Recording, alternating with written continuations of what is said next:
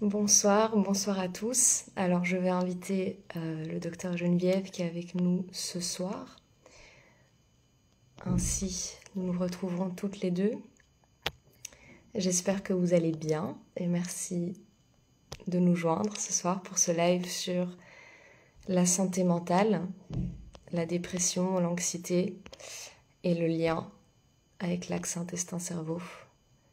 Alors, Geneviève.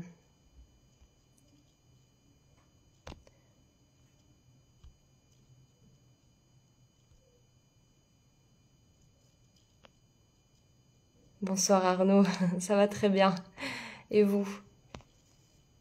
Alors,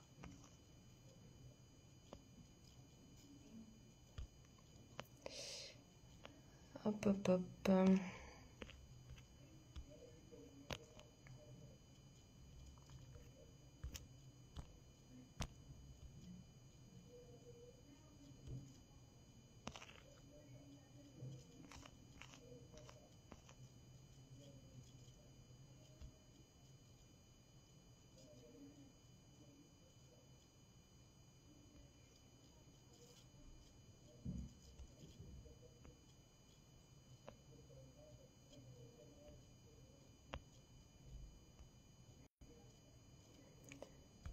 J'attends. Bonsoir Marie, merci de nous rejoindre.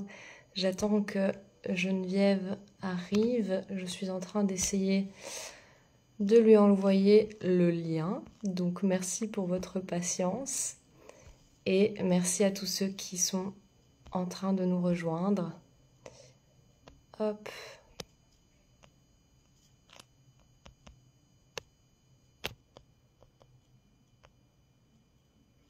Voilà.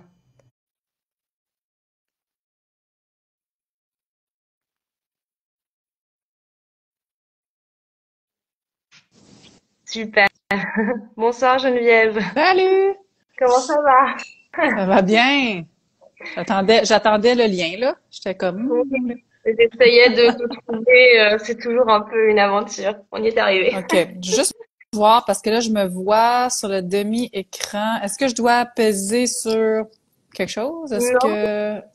Alors, normalement, tout est OK. Moi, je me vois en haut. Oui, Toi, tu es en bas. oui, On va voilà. peut-être demander aux gens s'il y a quelque chose de bizarre, s'ils voient quelque chose de bizarre. Mais s'ils nous voient bien et que personne se manifeste, je dirais que on est bon.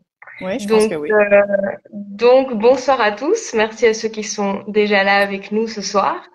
Donc, comme on en a parlé plusieurs fois, aujourd'hui, on est là dans ce live pour parler de l'anxiété, de la dépression et est-ce que oui ou non, ça vient de l'intestin? Avant de peut-être te laisser te présenter, Geneviève, je vais vite rappeler qui on est donc chez Formation GAPS francophone et qui moi je suis. Oui, Donc certainement. voilà, comme il y a peut-être des gens qui nous suivent pas encore. Donc je m'appelle Sophie, je suis psychologue du développement, psychologue clinicienne et depuis 3 ans je suis aussi praticienne GAPS.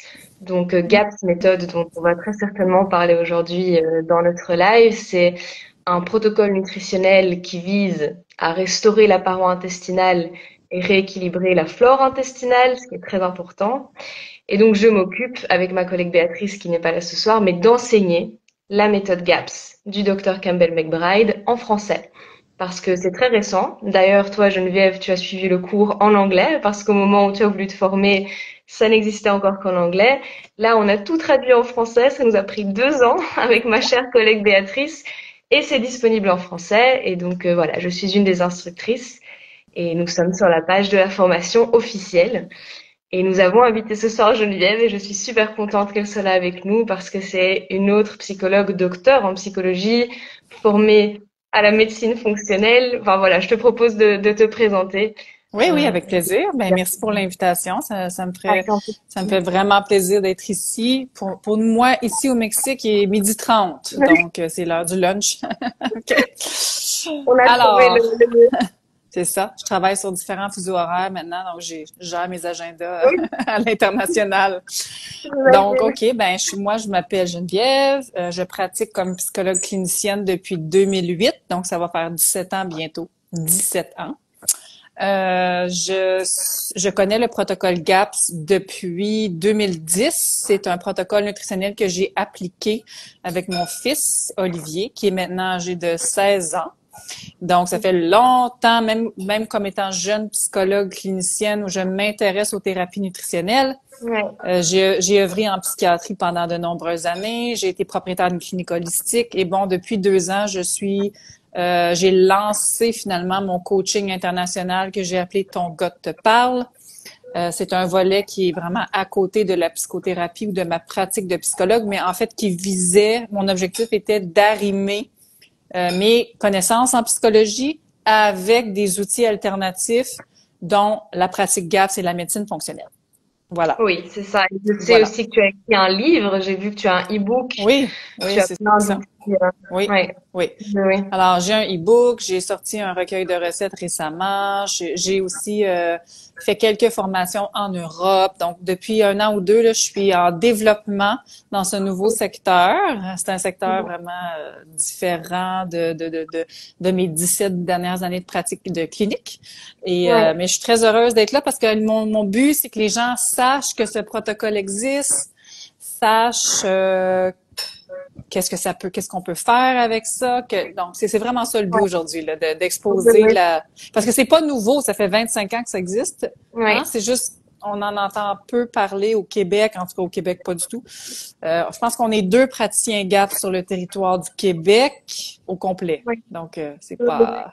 Dans le monde francophone, c'est pas encore très développé, mais effectivement, ça existe depuis longtemps. L'intérêt envers la flore intestinale existe depuis très longtemps et la méthode GAPS existe depuis longtemps. Mais oui, je suis super heureuse que tu sois là avec nous ce soir parce qu'on parlait justement avec Béatrice, donc ma collègue qui donne la formation avec moi, et on a organisé tous ces lives pendant l'été et la plupart avaient des thématiques, on va dire, de santé physiologique. Troubles cardiovasculaires, choses de ce style-là. Et forcément, moi, en tant que psychologue, je suis arrivée à la thématique de l'axe intestin-cerveau par mon intérêt envers la santé mentale. Et donc, je me dit avec Béatrice, il faut absolument qu'on fasse aussi un live sur ce thème-là. Et donc, je suis super contente que tu sois là avec moi ce soir pour parler d'anxiété, de dépression. Est-ce que oui ou non, on peut dire que ça vient de l'intestin? Oui, tout à fait. Alors, parlons-en. Oui, je pense que les gens, ils attendent ça. Ils sont contents qu'on se soit présenté, mais oui, rentrons dans le vif du sujet. Oui, avec plaisir. Donc, tu te mets en mode, est-ce que tu veux que je fasse une courte introduction un peu? Peux-tu présenter un peu le protocole GAPS sur qu'est-ce qui existe par rapport à l'axe intestin-cerveau sur l'anxiété et dépression? Je te laisse débuter comme tu guides cette belle entrevue. Bien sûr, bien sûr. Mais donc, la réponse courte est oui. Voilà. La réponse courte est oui. C'est un des facteurs absolument non négligeables de la dépression et de l'anxiété majeure. Pourquoi? À cause ou grâce, ça dépend, mais de ce fameux axe intestin-cerveau dont on entend de plus en plus parler. Et donc, c'est quand on dit aussi, voilà, l'intestin est le deuxième cerveau. Mais pourquoi? Parce que dans l'intestin, et je pense que c'est quelque chose dont les gens ne se rendent pas compte, mais il y a plus de 100 millions de cellules nerveuses. Donc, on est aussi nerveux dans notre intestin. Et rien que ça, c'est quelque chose de primordial à mettre en avant, je pense. Notre intestin n'est pas que là pour digérer. Exactement. Mais en fait, on a plusieurs expressions dans notre langage courant qui font un rappel que l'intestin est connecté aux émotions. Hein? C'est ça. Alors, oui, et que l'intestin produit aussi des neurotransmetteurs, comme la fameuse sérotonine. Voilà. Voilà, il est là pour absorber ce qu'on mange, oui, mais c'est déjà un rôle primordial, mais il ne fait pas que subir notre intestin, il produit des choses qui vont dans tout notre corps, y compris dans notre cerveau. Exactement.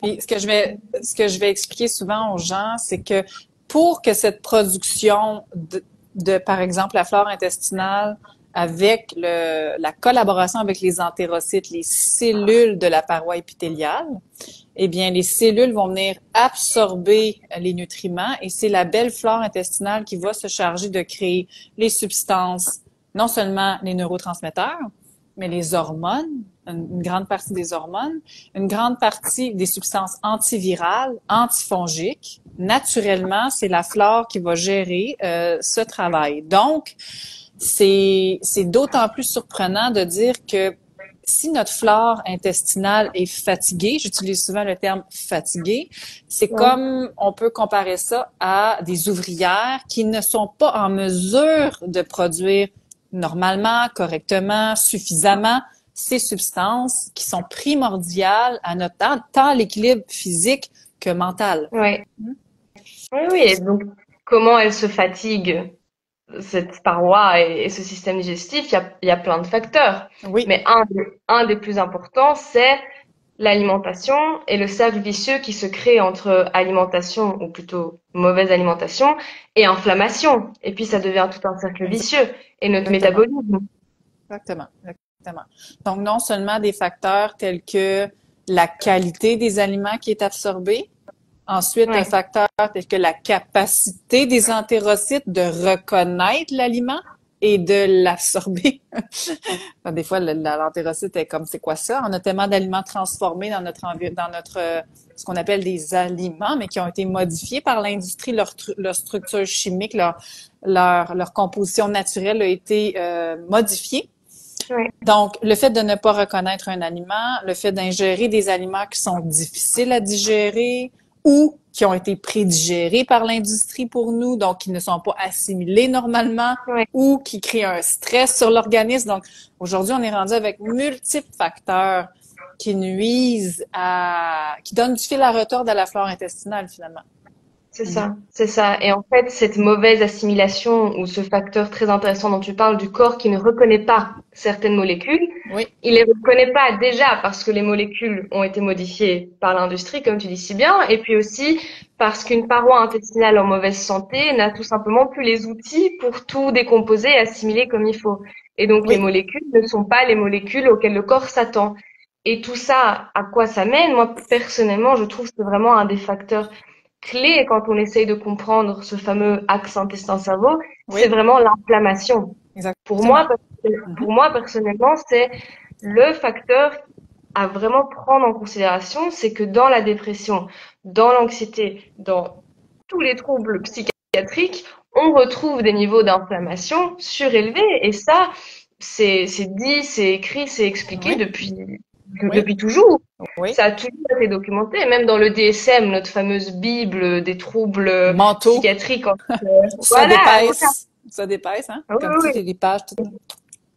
C'est ça. C'est notre Bible, enfin, c'est notre Bible. On ne diagnostique pas tant que ça, je pense, toi et moi, mais en tout cas, c'est le grand livre où il y a tous les critères pour pouvoir décider quelle pathologie quelqu'un a, si oui ou non ces critères sont présents. Et donc, l'inflammation est l'un des critères dans la dépression. Et par exemple, dans la dépression, on en parle du fait que les gens ont des douleurs chroniques. C'est quelque chose qui est là parmi les critères, les douleurs chroniques, les maux de tête, la fatigue, donc le manque d'énergie. Et tout ça, c'est l'inflammation qui vient de ce court-circuit dans l'intestin. Oui.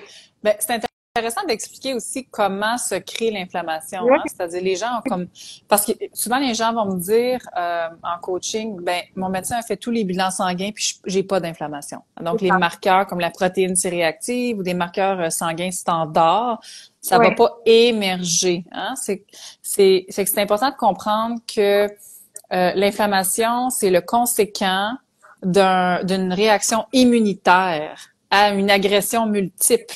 Hein? C'est comme si finalement le corps est en feu constamment. Hein? Et en effet, chez beaucoup de gens, dont je pense entre autres à mes clientèles qui ont des diagnostics officiels de fibromyalgie même, les marqueurs inflammatoires standards au bilan sanguin médicaux ne vont pas nécessairement démontrer une inflammation. Mais les gens ont mal. Ils ont mal physiquement. Hein? C'est ça. Puis je voulais clarifier parce que c'est une question qui revient constamment. Hein. C'est pas parce que ce n'est pas apparent dans un bilan sanguin. Et en médecine fonctionnelle, ça c'est un élément qui est vraiment bien sur lequel on va marteler beaucoup. C'est pas parce que ça n'apparaît pas au bilan sanguin que ce n'est pas existant. Exactement. Donc je travaille tous les jours d'ici avec mes clients, puis j'ai une plante que j'utilise toujours pour démontrer l'état des cellules de la paroi. Je vais te la montrer parce que ça vaut la peine. Ben oui. Ça ressemble à ça, une entérocyte. Oui, Comme C'est une, vrai. c'est comme une cellule avec les petites villosités qui absorbent les nutriments. Ça, Ouais, c'est une cellule en santé. ouais, Puis je montre à mes clients quand ça va pas, là, pour absorber les nutriments, que ça ressemble plutôt à un plan-plan de même. ouais. Oui, c'est Ça vrai marche. que même dans le livre du docteur Campbell McBride, il y a cette image des villosités en bonne Exact. santé et des villosités comme ça. Et ces villosités sont primordiales pour nous protéger de cette inflammation dont on parle. Parce qu'elles Exactement. absorbent, elles Exactement. absorbent les Donc, dès nutriments. lors que nos petites villosités euh, sont plus structurées de la bonne façon, sont fatiguées, ils manquent d'énergie, bien, les cellules de l'intestin vont renaître, hein, toutes les 4, 5, 6 jours Oui, avec de la difficulté. C'est-à-dire elles ne vont pas aller avec une croissance, elles vont s'en aller, leur capacité va être de plus en plus affectée. oui, oui, tout à fait. Et je pense que vraiment c'est important de retenir. À mon avis, dans ce live, j'aimerais que le take-home message, comme on dit en anglais, soit que ces molécules pro-inflammatoires qui créent des problèmes psychiatriques, ça Oui, c'est indéniable. D'où est-ce qu'elles viennent? Elles peuvent venir de plein de facteurs. L'alimentation est un des oui, gros facteurs. Mais c'est l'alimentation avec une dysbiose. exactement. Parce que c'est à cause de cette dysbiose et à cause notamment des villosités qui n'arrivent plus à absorber bien nos nutriments que des molécules pro-inflammatoires sont relâchées dans notre système sanguin. Exactement. Et donc Ouais. c'est vraiment quelque chose à comprendre que cette dysbiose, donc ce déséquilibre entre bonnes bactéries et Et mauvaises moins bactéries, bonne. Mhm. Mhm. créer de l'inflammation. Donc notre système digestif peut devenir une source d'inflammation. Et c'est pour Exactement. ça qu'il faut en prendre Oui. soin. Donc, comment la dysbiose mène à l'inflammation?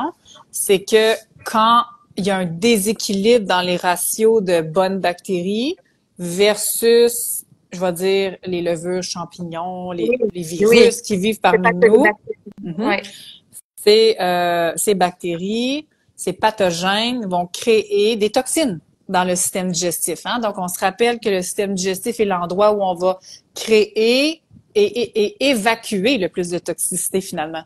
c'est ça. Et donc, quand il y a un déséquilibre, on peut donc imaginer que la création de toxines n'est pas bien gérée par les bonnes bactéries qui devraient faire régner l'ordre. Mais ils C'est perdent ça. le contrôle des pathogènes, des levures, des microbes, etc. Et donc, la création de toxines augmente, et c'est comme s'il n'y a pas de barrière de sécurité pour bien gérer, ce qui va créer éventuellement une porosité de la paroi de l'intestin et l'inflammation. Hmm? Oui, c'est ça, c'est ça. Mais du coup, est-ce que toi, dans ta pratique, Geneviève, parce qu'on avait annoncé qu'on allait aussi parler de théorie, mais d'aspects aussi pratiques, Oui, ce facteur de l'inflammation, moi, oui, personnellement, je le retrouve beaucoup chez les personnes qui sont très exténuées, qui sont très anxieuses. Je oui, trouve cette oui, inflammation. Je oui, la vois, je oui, l'observe. Je travaille avec des médecins qui font passer certains tests qui parfois révèlent, parfois ne révèlent pas, mais je travaille avec des médecins fonctionnels aussi qui donc me disent cette personne, comme tu disais, la médecine fonctionnelle regarde d'autres éléments aussi et pas juste la protéine C réactive ou oui. ces choses-là. Mais Et donc, est-ce que tu as des exemples dans ta pratique, vu que ça fait quand même un certain temps aussi que tu combines nutrition et psychologie et que tu travailles avec des troubles psychiatriques, est-ce que tu as des exemples d'inflammation et de dysbiose vus dans un patient qui souffre d'anxiété ou de dépression ou les deux? oh mon Dieu, ben oui, ben en fait, j'ai vu des centaines de patients depuis les 17 dernières années qui ont spécifiquement ces enjeux. Comme j'ai travaillé en psychiatrie pendant plus de 10 ans, j'en ai vu beau. C'est la clientèle la plus affectée en psychiatrie, Oui, bien oui. sûr. En psychiatrie, c'est les troubles Troubles, sévères. C'est vraiment, troubles sévères, mais même au quotidien, comme tu veux avoir un exemple de comment ça se manifeste? oui, Oui, tout à fait. Comme ça, les personnes qui nous regardent oui. voient un peu le concret. Oui, oui, ben OK. Ben par exemple, parce que l'anxiété et la dépression, c'est deux catégories bien sûr qui sont séparées. Là. Fait que disons qu'on regarde au niveau de la dépression, ce qui va être le plus fréquent, c'est vraiment l'enjeu lié au bouleversement de la thyroïde chez les Ouais, gens qui souffrent de dépression. Hein, donc le fait que il y ait une réponse inflammatoire dans l'intestin, une dysbiose. On le voit clairement avec, par exemple, des symptômes comme ben, ce que la personne consomme comme aliment, donc on sait ce qu'elle consomme, les selles, donc des problèmes avec les selles, soit constipation chronique. Constipation chronique qui est dans le GAPS, un des premiers facteurs d'inflammation Oui. quand on n'évacue pas. Hein? Et Ça reste exactement. Donc, c'est très, très fréquent chez les clientèles qui ont des symptômes de dépression majeure que je vais voir. Non seulement je vais pouvoir savoir un peu une alimentation qui est généralement très élevée, très glucidique, beaucoup de glucides complexes. Oui. Ensuite, des enjeux au niveau de la constipation, très, très fréquents. Ensuite, bien, tout le système hormonal, on a des indicateurs qu'il y a un bouleversement. Hein? Soit la personne va me dire, de façon comorbide à ma dépression, je souffre d'hypothyroïdie. C'est ça. Voilà. Ouais. Oui, c'est très intéressant. Ouais. Oui, voilà. Et aussi, bien sûr, tous les symptômes, je les vois. La personne vient me voir parce qu'elle a pas d'énergie, pas de libido, qui est aussi l'énergie, hein, qui est liée aussi aux hormones. La libido, qui est liée aussi aux hormones sexuelles. L'énergie, l'humeur, l'appétit, qui est lié à la glande thyroïde. Troubles du sommeil liés à la thyroïde. Donc, évidemment, les symptômes qui me sont rapportés, je vais dire, sous mon angle psychologique, c'est ceux-là, mais ils sont tous liés à des bouleversements hormonaux qui sont conséquents d'une dysbiose. Hein, d'une dysbiose. C'est ça. Oui, tout à fait. Oui, et le système endocrinien est un des premiers concernés quand le corps a faim, quand le corps n'assimile rien. Exactement. On a besoin vraiment d'assimiler tout et on a besoin de beaucoup de gras, de bons gras.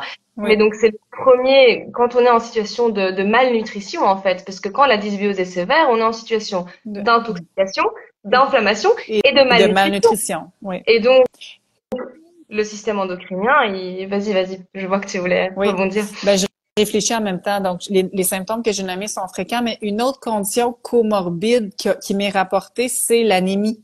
Oui. C'est exactement, hein? L'anémie, qui est un indicateur majeur que la personne n'arrive pas à absorber correctement. La flore, en fait, n'arrive pas. Oui, c'est ça. C'est ça. Oui. Alors, les gens n'ont pas tendance à lier entre elles ces conditions-là. Ils me disent, je souffre de dépression majeure, ou, tu sais, comme psychologue, bon, on peut mettre un diagnostic de dépression majeure, par exemple.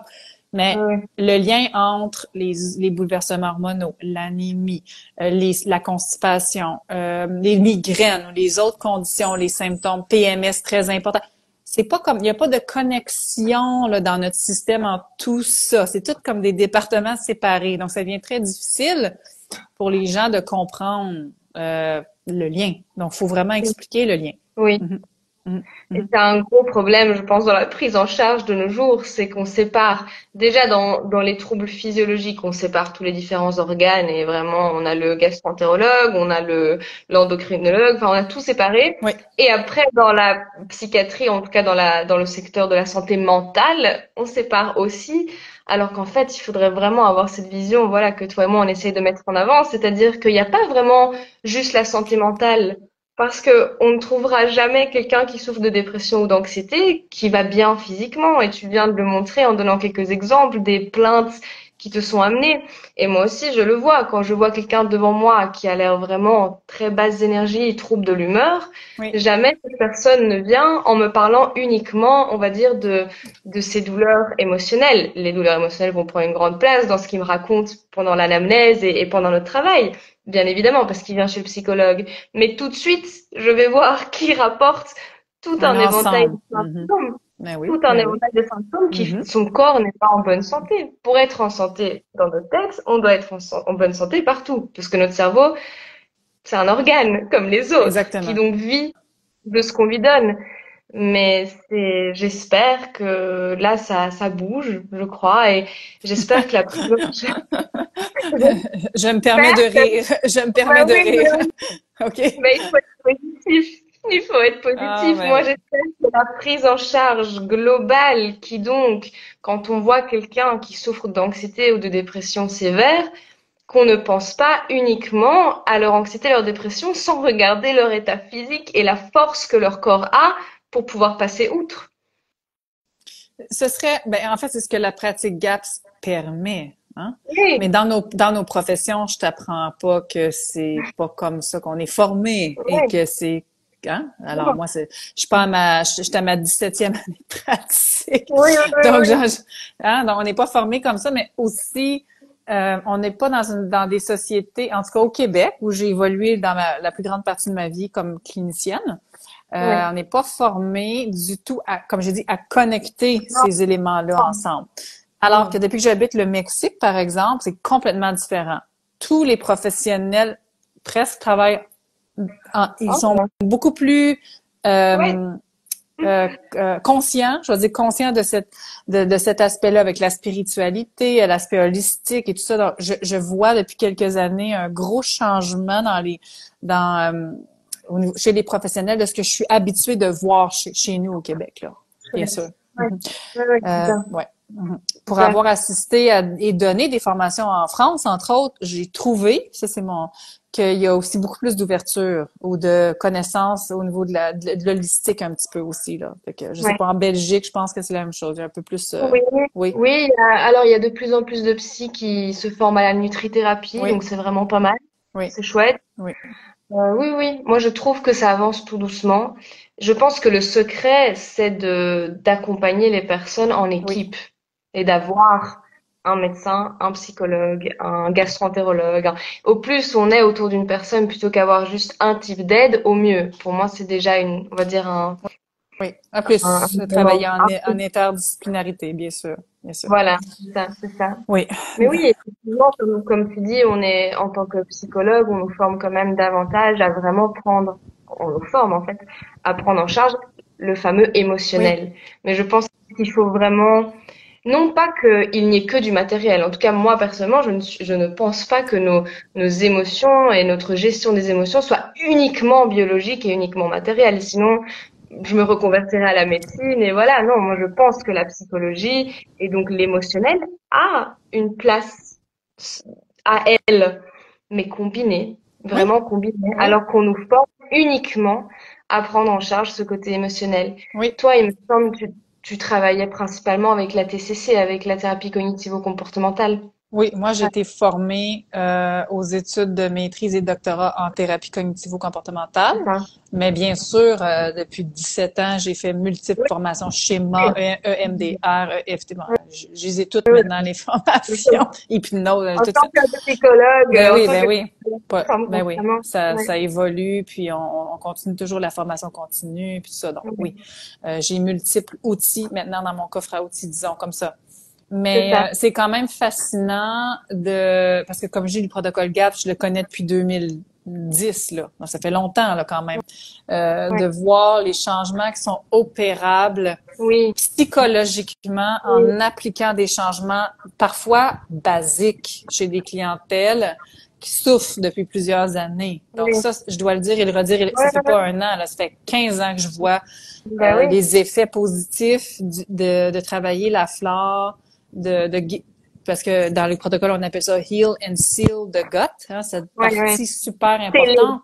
Ouais. Heal and seal, comme resserrer la jonction de la paroi pour que les toxines ne soient plus capables d'accéder au flux sanguin, hein, et d'aller créer des dommages Ouais. au niveau du cerveau, au niveau des articulations, au niveau du corps. Ouais. Puis, et puis récemment, parce que je fais beaucoup de recherches cliniques, je donne la formation, tout ça, fait que je suis toujours active en recherche.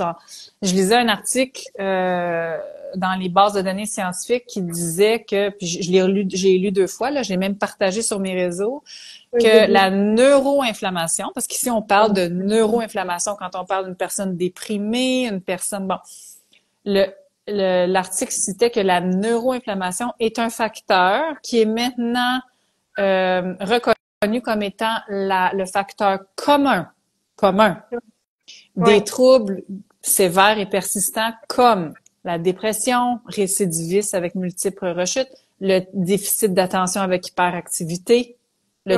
le trouble bipolaire et Oui. le trouble de la personnalité limite. Ouais. Donc, Oui, le trouble bipolaire, absolument. Moi, je suis chercheuse aussi, hein, oui. donc je travaille et je fais des revues de littérature parfois pendant des mois sur une thématique. Et, Mhm. et alors, il y a quelques mois, je suis rentrée dans le loop des recherches par rapport au trouble bipolaire et le régime cétogène. Alors bon, Oui. GAPS n'est pas cétogène, donc on s'écarte un peu, mais c'est quand même fascinant Oui. C'est fascinant. Et il y a Oui, des études incroyables. Et le trouble bipolaire, c'est vraiment une des catégories psychiatriques où rien à faire, rien à faire. On donne un médicament, on comprend pas exactement comment il marche ce médicament, mais en tout cas, il stabilise un oui, peu. Mais c'est des personnes qui ont vraiment un pronostic très négatif. Et donc, de voir toutes ces études qui explosent, moi, voilà, ça me passionne. tout Après, à fait. je pense que ça se voit. Mais ce Ça qui se est voit pas. intéressant au niveau de la recherche, c'est de parler d'un facteur commun.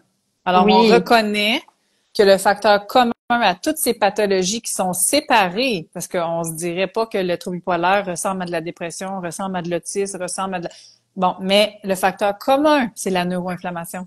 ouais. Nonobstant les traumas externes qui ont été vécus, l'alimentation, ou nonobstant les facteurs externes, comment on a été élevé, le facteur commun, c'est de la neuroinflammation. Donc, ça nous parle de l'intestin directement. Tout à fait. Alors, Tout c'est, à fait. C'est pour ça qu'au début du live, je disais vraiment inflammation, inflammation. J'aimerais vraiment que ça ah, reste collé, que oui, ça reste collé dans le cerveau des gens parce que c'est vraiment oui, inflammation. On peut faire vraiment un schéma très simple.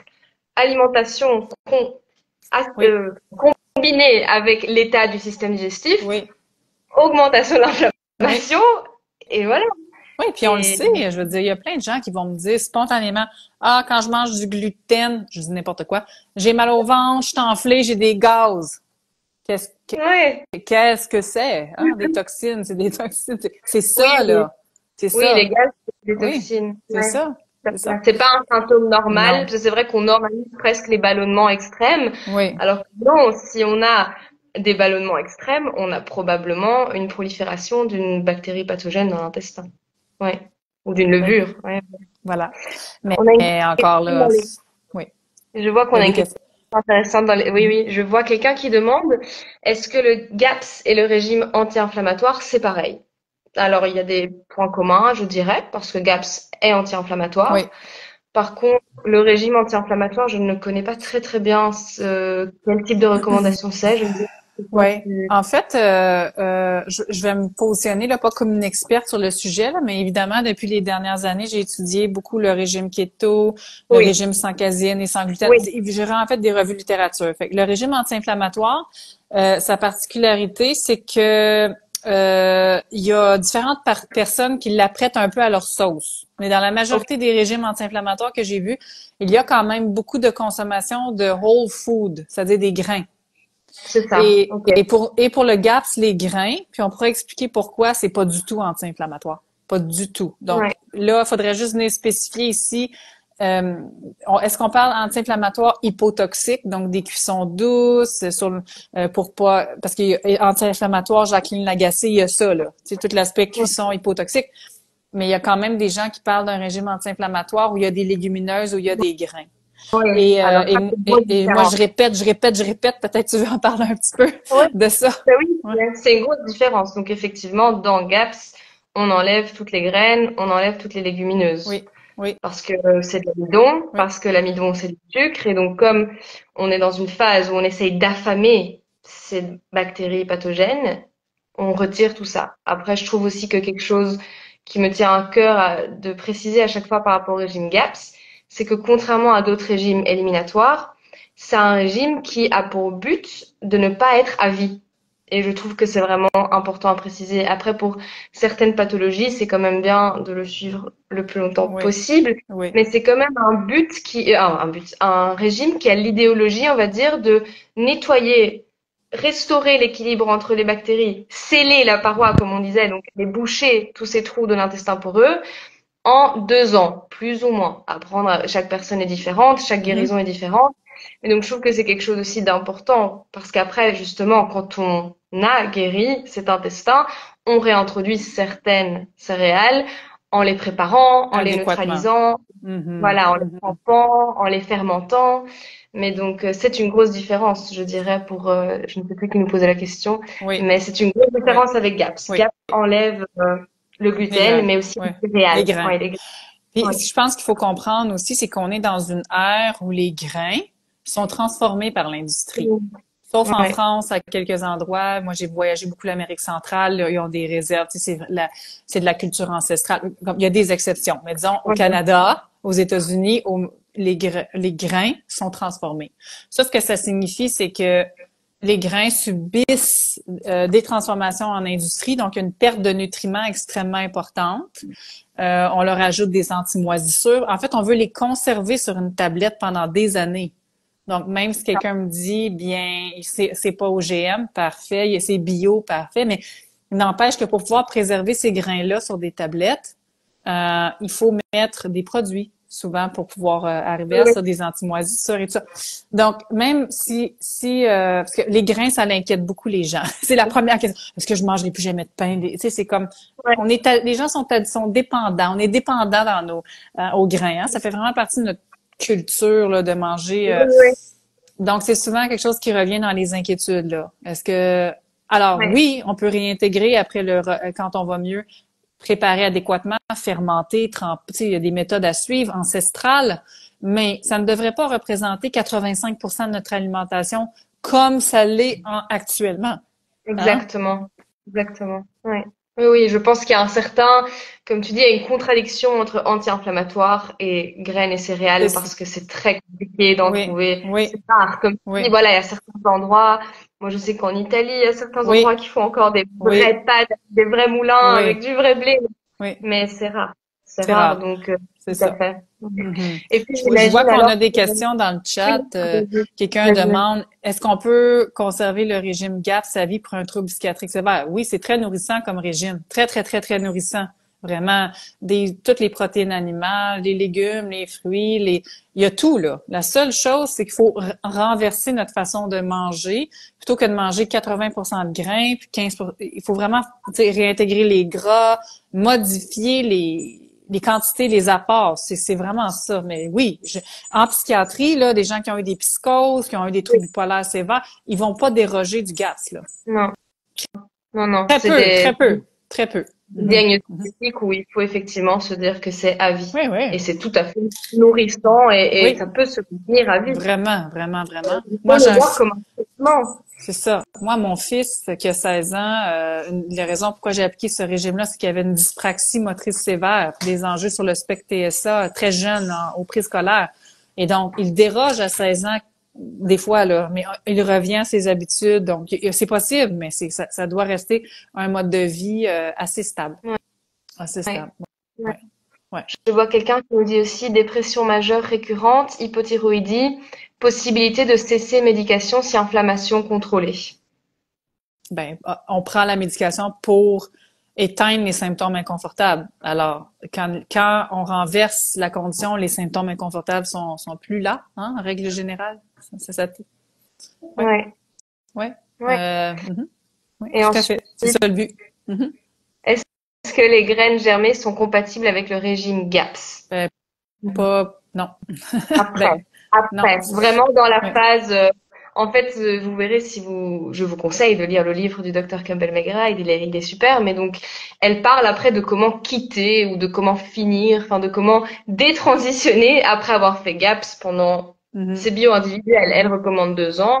Ça dépend des gens, mais donc comment terminer, comment réintroduire certaines choses. Et donc là, elle parle de germer. La germination est une des stratégies. Voilà. C'est pas une stratégie dans le protocole, c'est après, lors de la réintégration. C'est ça. Ce qu'il faut comprendre, c'est que la paroi de l'intestin, le mur de l'intestin est bâti de collagène. Collagène. C'est juste du collagène à peu près à 95%. Alors donc, c'est tout à fait logique tout est fait de collagène dans notre peau. Quand on n'a plus, ça s'affaisse. Alors, on veut aller un tiers de collagène, il me semble. Je veux pas dire de bêtises, mais il me semble que nous sommes un tiers, nos protéines, c'est un tiers de collagène. C'est cholestérol, eau et sel. Fait que on est composé de collagène. La paroi, le mur de l'intestin est presque uniquement du collagène. Donc, on va utiliser le collagène pour rebâtir cette paroi.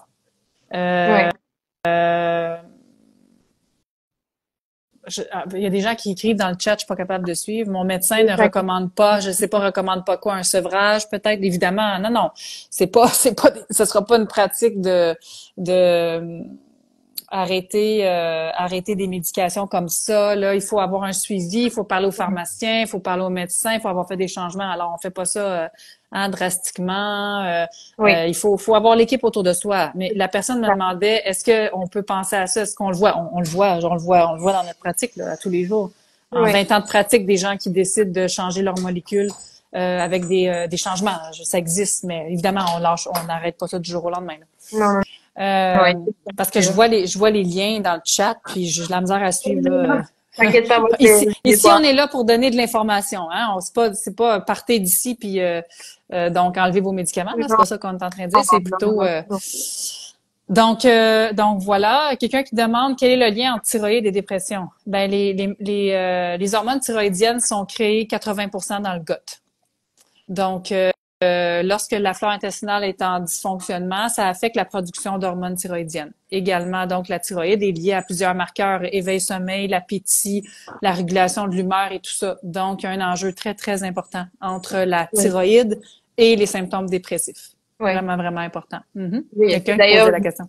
une comorbidité très fréquente, et tu le disais, hein, il y a Oui. quelques instants. Oui, comorbidité très fréquente. Oui. Je monitore aussi un peu, hein, je regarde aussi les questions, comme ça on est sûr de pas en perdre. Ici, je vois, comment fait-on pour savoir si notre intestin est poreux? Ça, c'est une bonne question. Oui. Et que la phase de réparation de la paroi intestinale est nécessaire. Oui. Eh bien, on est malade. Le premier facteur. Hein? On a un diagnostic sur le plan de la santé mentale ou physique. C'est un indicateur que le corps... Des troubles digestifs. Oui. Pas toujours, mais quand même un certain inconfort digestif, c'est déjà... Oui, un bon indicateur. On parle d'à peu près 2 personnes sur 7 vont avoir des enjeux digestifs. Vont le ressentir au niveau digestif. Ah, j'ai mal à l'estomac. Ah, j'ai des gases. Je me sens ballonnée. Des gens, il y a plusieurs personnes, ça va être, ils vont avoir un diagnostic au niveau de la maladie chronique, mentale ou physique. Les difficultés au niveau des selles, c'est digestif également. Et sinon, il y a plein de diagnostics physiques qui sont en lien avec une paroi poreuse. Je donne des exemples. L'asthme, les problèmes dermatologiques. Donc, ce sont que quelques exemples qui sont cités dans le protocole de GAPS, qui sont aussi liés. GAPS, là, c'est l'abréviation pour justement, là, GAPS, c'est des trous. Hein? Donc, ce sont des conditions physiologiques qui sont mentionnées en médecine fonctionnelle dans le protocole GAPS comme étant des indicateurs que la paroi est... Évidemment, Sophie et moi, on est en psychologie, donc on s'intéresse à utiliser les méthodes GAPS pour la santé mentale, mais il y a un protocole qui existe aussi pour la santé physique, hein, qui aborde l'asthme, qui aborde le système immunitaire, toutes les conditions telles que le lupus, c'est varié, les problèmes cardiovasculaires, c'est ça que tu disais, Sophie, aussi d'entrée de jeu, hein? Oui, tout à fait. Oui, et je dirais qu'un autre signe aussi d'intestin poreux, souvent, c'est des carences nutritionnelles qui persistent. Oui, Qui persistent malgré les compléments, malgré certains changements. Par exemple, souvent pour le fer, on dit manger plus d'épinards ou manger plus de viande pour ceux qui mangent la viande. Et pourtant, ils font ça et tous les 6 mois, il y a encore cette anémie. Je dirais que c'est un autre indicateur. Oui. L'absorption des nutriments ne se fait pas convenablement. Ça veut dire qu'il n'y a pas l'absorption. Exact. J'essaie de lire en même temps dans le chat, en même temps que ça passe. Regarde. Il y a quelqu'un qui nous demande, est-ce que le trouble dysphorique prémenstruel peut aussi être relié à de l'inflammation? Oui. La réponse est oui. La réponse courte, c'est que, je sais pas si tu le savais, Sophie, mais en psychiatrie, mon voisin, c'était psychiatre qui faisait de la recherche sur le trouble prémenstruel. Donc, j'ai assisté de proche, comme voisine, à plusieurs essais cliniques pendant des années. 5 ans, j'étais à côté du laboratoire de recherche. Ouais, j'ai beaucoup de connaissances sur le sujet. Ouais. Alors, la réponse occidentale, je la donnerai pas ici parce que c'est ce qu'on voit en médecine moderne, mais la réponse GAPS, c'est que, en fait, dans la deuxième partie du cycle, donc juste avant la menstruation, il y a une levée de la progestérone qui vise à abaisser la vigilance du système immunitaire. Pourquoi? Parce que s'il y a implantation d'un fœtus, on veut pas que le système immunitaire le repère et l'éjecte comme une fausse couche. Donc, cette levée de progestérone-là amène aussi une moins grande vigilance sur les microbes qui font quoi? Qui commencent à amener encore plus de toxicité. Et cette toxicité-là, c'est ce qu'on appelle le syndrome prémenstruel, hein, ou le syndrome dysphorie menstruelle, ou bon, il y a plusieurs noms dans le DSM maintenant. Alors, donc, dans le protocole GAPS, c'est attribuable aux toxines qui sont en plus grand nombre chez certaines personnes, parce que c'est pas toutes les femmes qui ont ces symptômes-là, Ouais. durant cette phase où la progestérone est plus élevée. Oui. C'est ça. Non, tout à fait. Tout ce qui est cycle menstruel. Moi, personnellement, j'ai eu un suivi avec une femme qui était suivie par un médecin avec qui je travaille. On travaillait, bon, sur beaucoup d'aspects, mais une des choses qui lui pesait beaucoup est qu'elle était aménorrhée Mhm. alors qu'elle voulait avoir un Mhm. enfant. Et après 10 mois de protocole Oui, GAPS, ses règles sont revenues. réussi. Alors, Voilà. c'est différent, hein, c'est pas la même. Mais c'est juste pour dire que oui, l'alimentation et l'inflammation jouent sur le cycle menstruel. Mhm. Il n'y a pas de doute. Mhm. Donc, tout ce qui est Oui. troubles menstruels et dérèglement hormonal, en fait, on parlait des Mhm. problèmes dermatologiques. Oui. Les problèmes dermatologiques sont aussi liés au système. Le système hormonal, c'est un système incroyable, d'une Oui. complexité, voilà, Tout à mais fait. qui est impliqué dans beaucoup de choses aussi. Tout à fait. Tout à fait. Oui. Je vois une question ici. Bonjour, Nicolas Bordenave. Le trempage des noix serait néfaste et les phytates ne seraient pas si nocifs, qu'en dites-vous? Il y a des recherches scientifiques à l'appui. Ben, ce que je réponds à ça, c'est les phytates. On n'est pas équipés, les humains, pour pouvoir éliminer ces toxines. Ça nous vide de nos minéraux carrément. Donc, si quelqu'un dit que c'est pas si nocif, c'est comme me dire le fluor n'est pas si nocif à petite dose, mais combiné avec tous les autres éléments de notre vie. Euh, et aussi, vous me dites, il y a de la recherche scientifique. Ben, on peut trouver de la recherche contradictoire pour tout. Moi, je Ouais. me dis, si quelqu'un a pris la peine de faire une recherche scientifique pour vous dire que les phytates étaient pas toxiques, c'est parce que quelqu'un qui finance ça pour vendre des noix.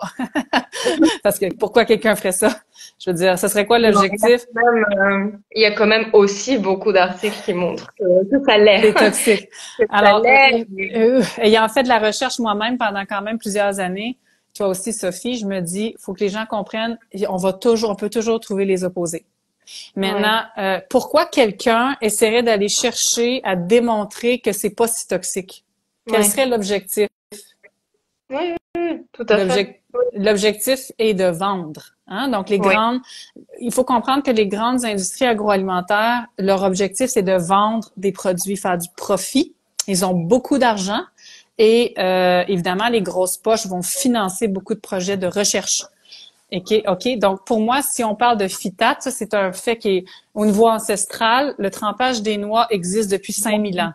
C'est ce que j'allais dire. J'allais dire qu'en fait, dans ces cas-là, Oui. il faut déjà utiliser son bon sens et en plus toujours opter, je trouve personnellement, pour les visions non extrêmes. Donc on n'est pas en train de dire ne jamais manger de noix, les noix sont toxiques. On est en train de dire les manger en petite quantité et les préparer comme il faut. Et donc là, tu allais parler des méthodes Oui. de Le trempage. trempage, la fermentation. Puis si on regarde d'un point de vue évolutif, dans la littérature, on s'aperçoit que ces méthodes ancestrales existent depuis des milliers d'années. Il y a une raison. Mais on sait aussi dans la littérature que les phytates, on appelle ça un binder. Ils vont aller, pour être éliminés, cette toxicité-là va aller chercher d'autres minéraux. Comme le Alors, zinc. Donc ça comme va le nous enlever. zinc, c'est ça. Et donc, qu'un article conclut que ce n'est pas si toxique, ça m'indique quoi finalement? Que ça nous...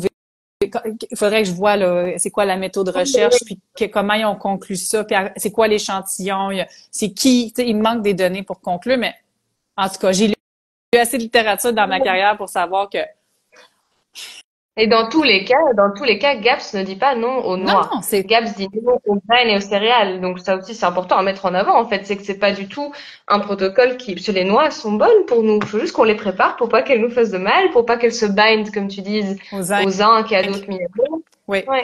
Aussi, Voilà. dans la nature, les animaux vont laisser les noix se faire tremper par la pluie, hein. Ils vont laisser germer naturellement pour pouvoir consommer, hein, pour augmenter la digestibilité. Alors, c'est juste que là aussi, c'est important d'en parler. Je pense qu'on est dans une autre extrême au niveau alimentaire. On est passé de, puis on le voit là, les courants au niveau on est passé de, faut plus manger de viande, il faut manger juste des noix, faut du verre. Il y a vraiment un message qui est présent. Puis les gens vont chercher évidemment ce qui colle à eux, mais je pense que quand on se situe dans deux extrêmes là, il faut peut-être revenir au centre. Hein? C'est ça. Oui, C'est ça. Ouais. oui. Alors, je vois aussi quelqu'un qui demande, est-ce qu'on pourrait mettre notre famille au complet avec ou sans problématique sur le régime GAPS? En d'autres mots, est-ce bénéfique pour n'importe qui? Oui, Oui.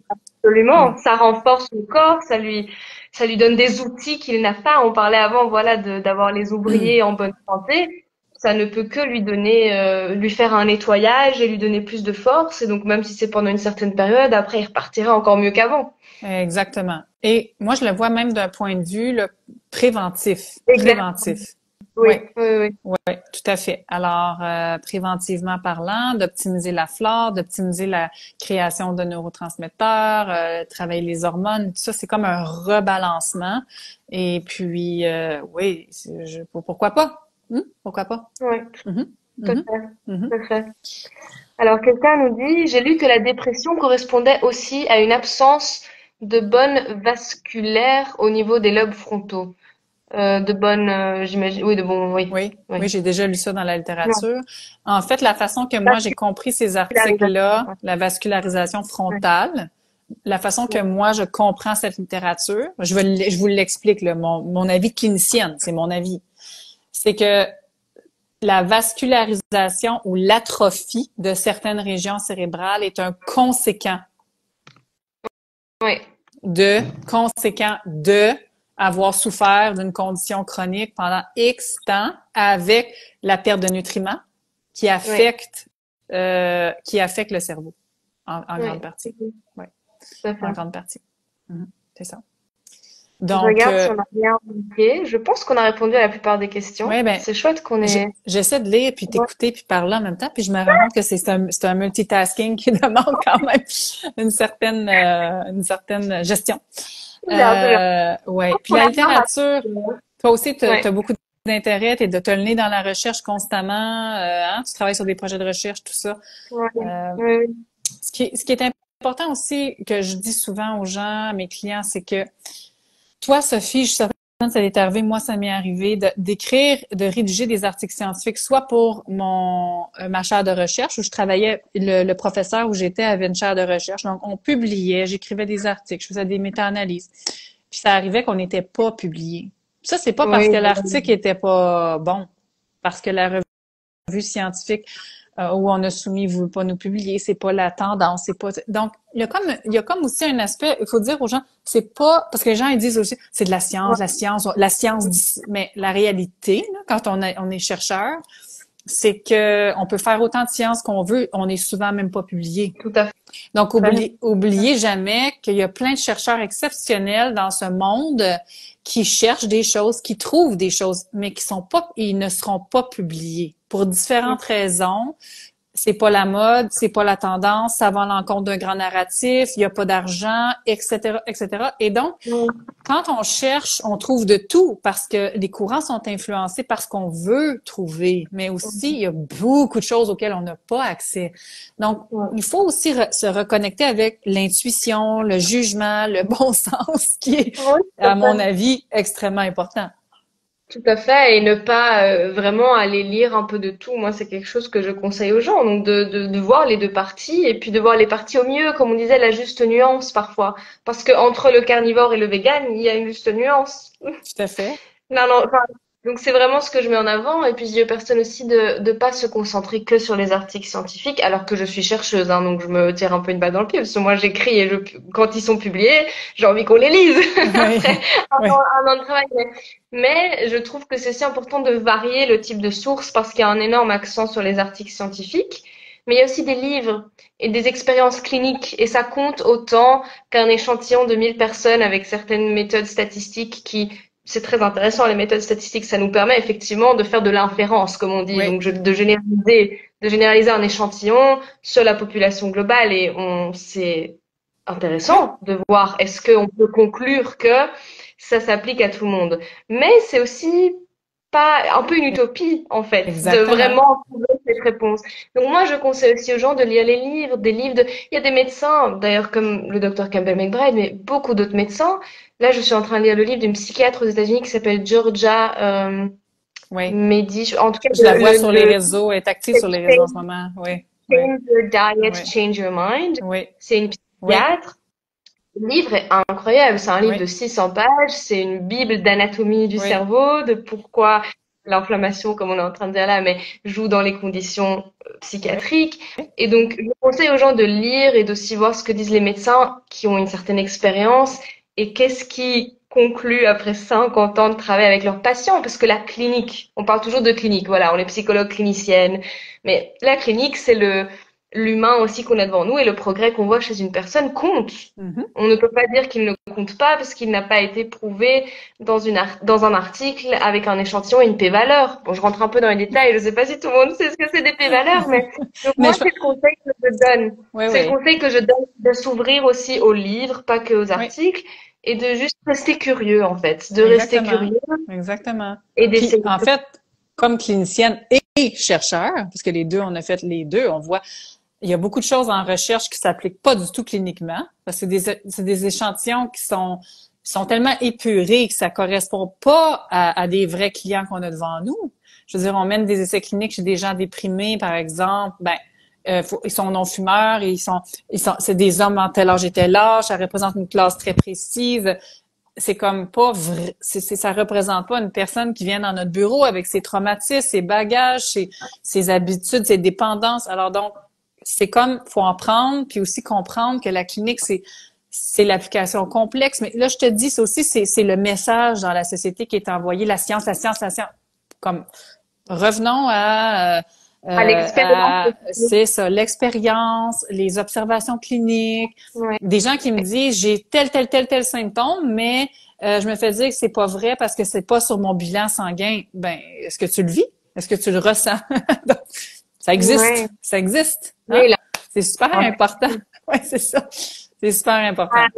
Il y a Oui, quelqu'un c'est, qui me dit qu'il a lu le oui, livre. Excellent livre. excellent. Il est vraiment top. Moi, je l'ai pas encore fini, mais Oui, il est oui, incroyable. elle est vraiment bonne. Il y a aussi le livre A Mind of Your Own de la psychiatre Oui, américaine Kelly Brogan, qui a sorti une dizaine d'années, qui est excellent. oui, Il je y vais le a, mettre en commentaire. Comme ça, ouais, il y a aussi le nouveau département de recherche psychiatrique nutritionnelle avec la docteure Uma Amaidou.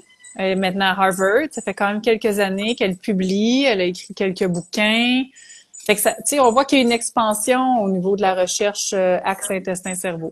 oui, et aux États-Unis, il y a vraiment beaucoup de psychiatres qui commencent à s'intéresser à ça. Oui, À tel point qu'il y a maintenant des universités, et en fait c'est super intéressant à mentionner dans ce live sur est-ce que l'anxiété et la dépression viennent de l'intestin. Il faut se dire que maintenant il y a des masters qui existent en médecine aux États-Unis de psychiatrie nutritionnelle.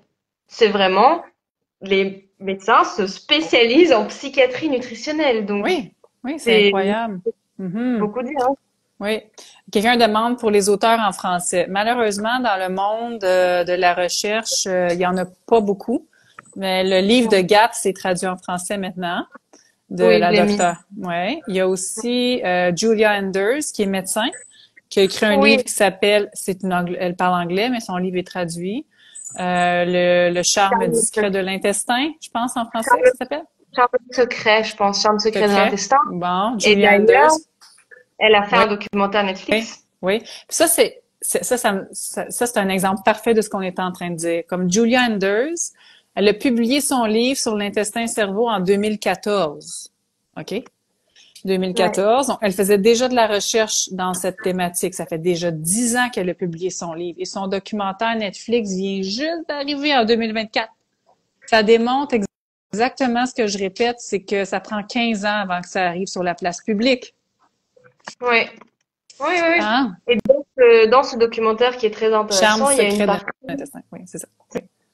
c'est ça, oui, c'est ça le titre.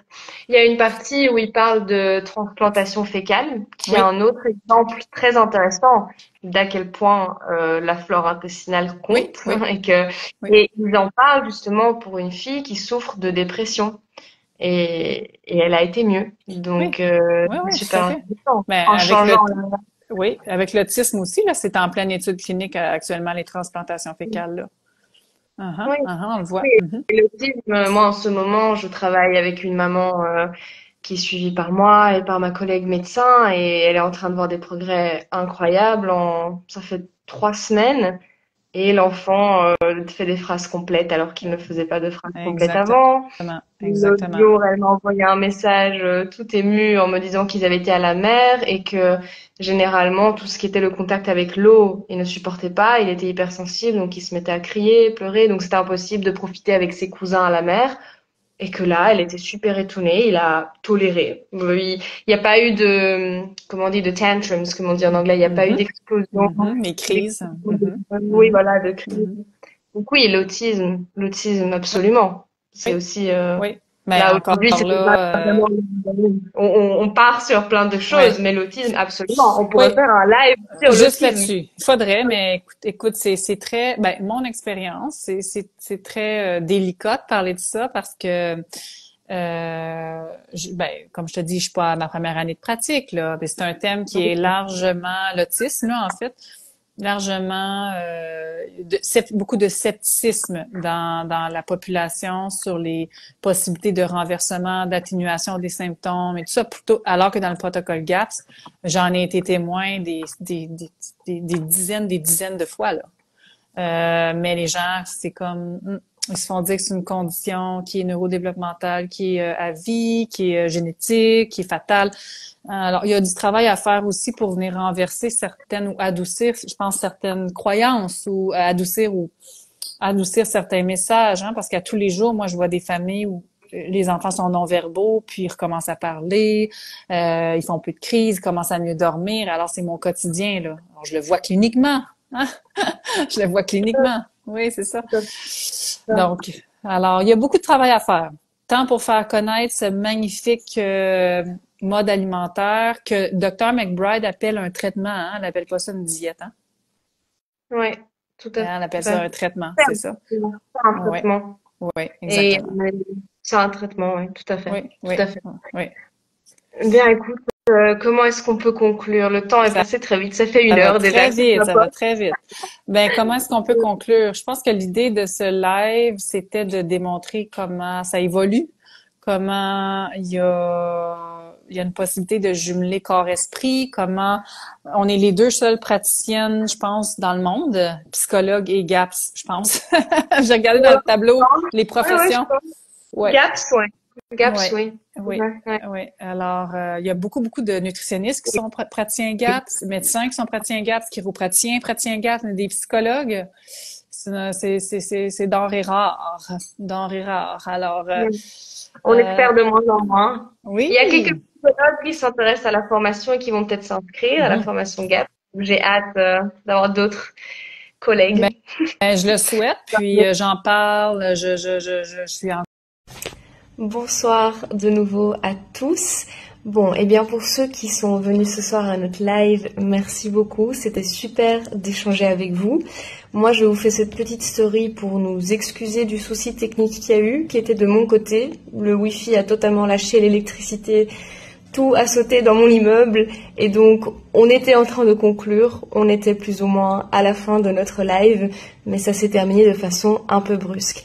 Si vous avez encore des questions, on est là par message, vous pouvez nous envoyer des messages privés. On va peut-être réorganiser un live puisque ça s'est très bien passé et qu'il y avait beaucoup d'intérêt. Et voilà, merci à ceux qui sont venus et désolé encore pour la fin un peu brusque. N'oubliez pas que les inscriptions pour notre formation sont ouvertes. Je vais vous mettre le lien dans la prochaine story pour les praticiens qui aimeraient se former à la méthode GAPS dont on a parlé aujourd'hui.